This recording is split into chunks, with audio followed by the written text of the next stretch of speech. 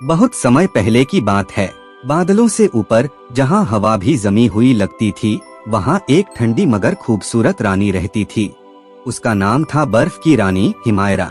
हिमायरा की आंखें बर्फ के टुकड़ों जैसी नीली थीं। उसके बाल सफेद चमकते थे, जैसे किसी ने चांदनी को गूंथ दिया हो। वो जब चलती तो उसके कदमों के नीचे फूल नहीं बल्कि बर्फ के क्रिस्टल खिलते थे। हिमायरा का महल था बर्फ का महल, जो आसमान की ऊंचाइयों में बना था।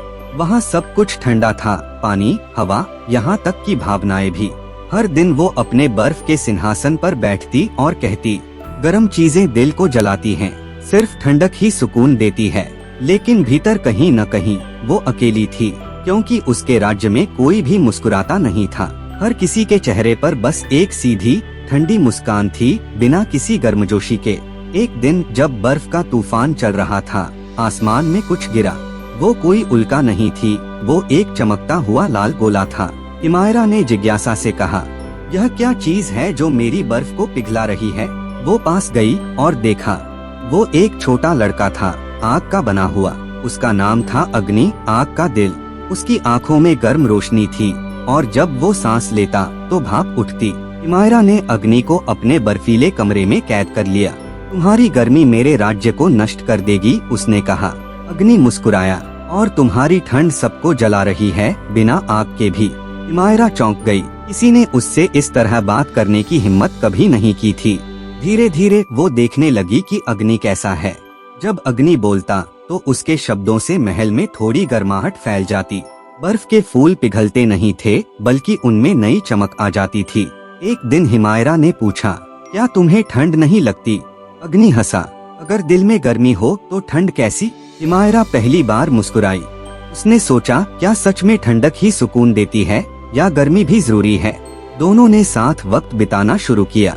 हिमायरा ने अग्नि को बर्फ के जंगल दिखाए, जहाँ पेड़ कांच जैसे चमकते थे, और अग्नि ने उसे अपने गर्म दिल की जादू दिखाया, जहाँ हर चीज में रंग और जीवन लौट आता था। धीरे धीरे उनकी दोस्ती गहरी होने लगी, लेकिन उनके राज्य के लोग डरने लगे। बर्फ की परियां आपस में कहने लगी, अगर आग बढ़ी तो हमारा राज्य पिघल जाएगा। और फिर बर्फ के सैनिकों ने अग्नि को पकड़ लिया। हिमायरा के सामने खड़े होकर बोले, रानी, ये आग तुम्हारा जादू खत्म कर देगी, हमें इसे बुझाना होगा।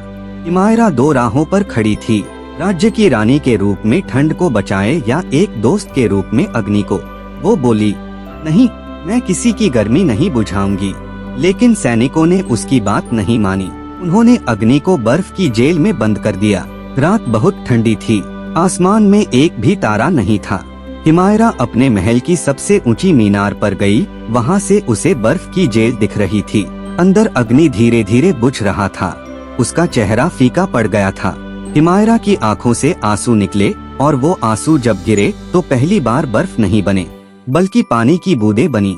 वो दौड़ी, उसने अपने जादू से जेल तोड़ दी। अग्नि, उठो, उसने चिल्लाया। अग्नि मुस्कुराया, मैंने कहा था न, दिल की गर्मी कभी बुझती नहीं। हिमायरा ने अपने ठंडे हाथ उसके सीने पर रखे। दोनों की ताकतें टकराईं। बर्फ और आग का संगम हुआ। पूरा महल हिलने लगा, पहाड़ पिघलने लगे, लेकिन उनकी जगह रंग बिरंगे फूल उगने लगे।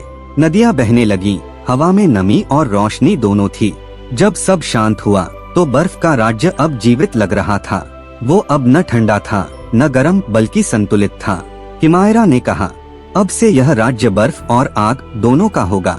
अग्नि ने हंसकर कहा, और दिल दोनों का एक अंत, एक नया मौसम। उस दिन से हिमायरा ने अपने राज्य में मौसमों का जादू बना दिया। कभी बर्फ गिरती, कभी फूल खिलते। अब हर कोई मुस्कुराता था, ठंडी हवा में गर्म एहसास था। हर बच्चा जो उस राज्य के पास से गुजरता कहता, देखो, वहाँ बर्फ की रानी रहती है, जिसके दिल में आग की गर्मी है।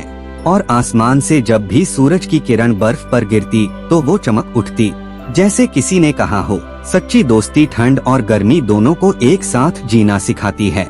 सच्ची ताकत ठंड या गर्मी में नहीं होती, दिल की गर्मी और समझ में होती है।